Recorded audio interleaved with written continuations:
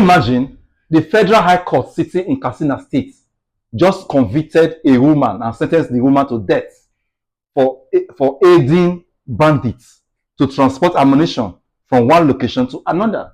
The Federal High Court, remember, in quotes. In that same Nigeria, bandits have been told that irrespective of their offense, irrespective of their terrorism acts, that there is a window open for them to come back for forgiveness. In that, once they say, I've repented, Nigeria will work on them and reintegrate them back into the society. What kind of a country is that? How do you have one law sentencing a woman to death for helping terrorists to move ammunition from one location to another? And the terrorists that are using this ammunition, you are telling them, once they say, I have repented, that they are forgiven. Is there sense in that at all? Who is behind these policies, government policies? Chief of Defense Staff, Army Chief, announced to Nigerians that there is a window for terrorists, that because there is the prodigal son story, he used that as his authority. The story of the prodigal son. He forgot that the prodigal son was not a killer, was not a terrorist. He said that there is a window open for them, for these terrorists, to always come back. How come we have one law for those that assisted the terrorists and another law of freedom or forgiveness for the terrorists themselves?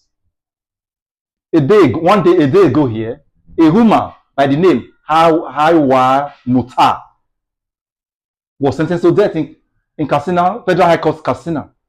This woman was arrested on the 16th of September 2023. Since that period, this woman has been in detention.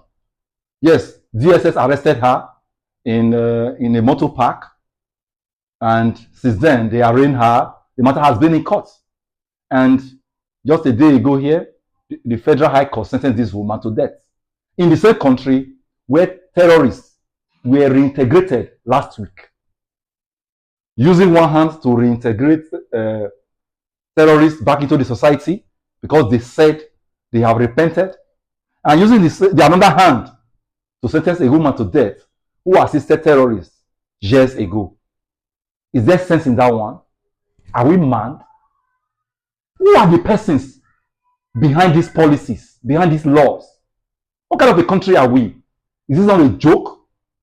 How will a sane country be sentencing the person that aided to death and be forgiving the perpetrators of the acts and reintegrating them back to the society? What kind of a government is that? Punishing those that assisted them, and you are forgiving those that perpetrated the acts. The something is this: if I decide to constitute a nuisance in this country by declaring myself a terrorist, and I start carrying out acts of terrorism, what the Nigerian government, the army, is telling me is that in 3 months' time, irrespective of the destruction, the communities are sacked from their villages. The people are sacked from their villages. Irrespective of the lives I've destroyed, that in 3 months' time, if I tell them I've repented, then I'll be forgiven. Imagine that same period. The person that assisted me will be sentenced to death. Then I will be forgiven. That person, because he assisted me to move ammunition from one place to another, will be sentenced to death. That is the scenario the government of Nigeria is creating for the citizens. They are confusing us. According to Edo State governor, when he was reading budget and could not pronounce it, he said, it is confusing me. Nigeria government is confusing me. You forgave terrorists last week, it reintegrated back into the society, and you are condemning a woman who assisted terrorists. Yesterday, you are condemning the woman to death.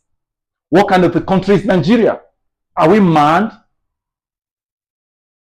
The person that said something, Nnamdi Kanu, is in prison He's in jail, sentenced life imprisonment. He said something he did not carry. He did not. He's not a bandit. Yet he's in prison. You are forgiving bandits every day. At the same time, sentencing a woman to death for aiding bandits. What type of confusion is this? I pity this Nigeria. I pity this country, Nigeria. In case you come across this video, like this video, share this video. We are doing this video to conscientize Nigerians, to inform Nigerians, so that others, people will be aware of what is happening around us. A country of confusion. Once again, my name is Barrister Osoyobo. Thanks for watching.